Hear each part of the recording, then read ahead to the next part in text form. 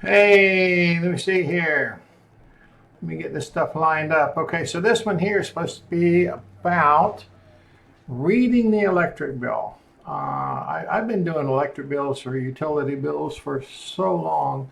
I think I can just about figure out, even if one I haven't seen, I can figure it out in a couple of minutes.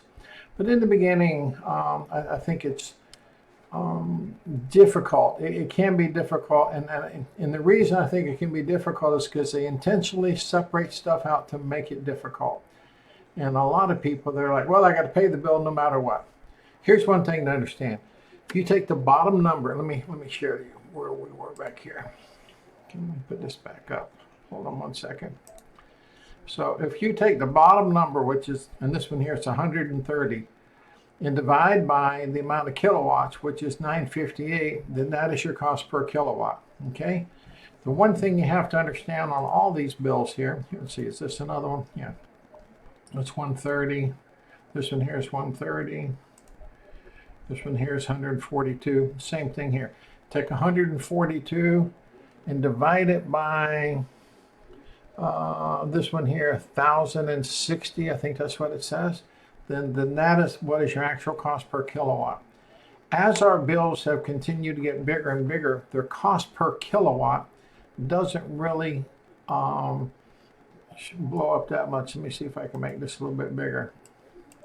Okay, it doesn't really blow up that much. What really is the most important part, if I can get this down here, is this part right here. They charge for the first 1,000 kilowatts. Here is 6.9 cents. This is back in 2015, I think. And here above 1,000 kilowatts, they're charging 8.26. Now it's like 10 and 12, okay, something like that. So it's about 10 and 12. And then they have the fuel charges above that, which is in addition to it. You see how everything stacks up. The first 1,000 is one rate, and above that's another.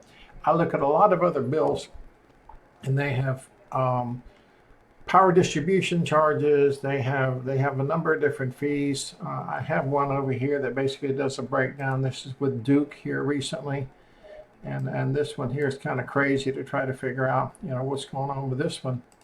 Let me move this over a little bit. And again, even on the website, they make it fuzzy to read. So the fuel adjustment fee now is 3.6 and 4.7, and then they have some type of other fee, which is like another 3 cents a kilowatt, 3.25 cents a kilowatt. This one here is 3/10 of a cents per kilowatt. The asset securitization charge is like 2.25 cents a kilowatt, and all these things add up. And so when you look at your bills, okay, and then they have minimum service charges of a certain amount, and then the adjustment fee is whatever it takes to get to $30 or $32, depending on wherever you're at. Okay, and so here the base price here is 8.39 plus 9. So when you start adding up what this is, so if you had a $100 bill, okay, that's what, 3 cents a kilowatt, plus, and then if you had 9, so then that would be 12, and then fuel adjustment fee would be 15 cents a kilowatt. So it's easy to see how nowadays getting around 17 cents a kilowatt is about what we're seeing for a lot here in Central Florida. It used to be basically around, I remember when there's 8 and up to 10, and then a few years ago it was 12. Now it's about 17, 18 cents a kilowatt. Okay, why do we bring that up?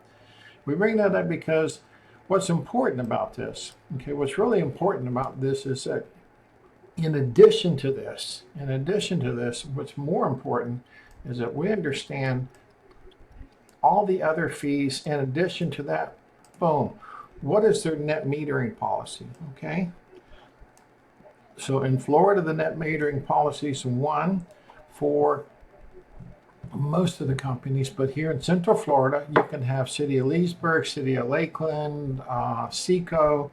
There's a number of them that don't do direct net metering, and so when you're excuse me, when you're dealing with someone, make sure that if you're talking to them that they understand. So what we do is we spend 4 or 5 minutes with every single customer we deal with on the actual solar math, understanding the electric bill and understanding your utility, and then how solar plays into that.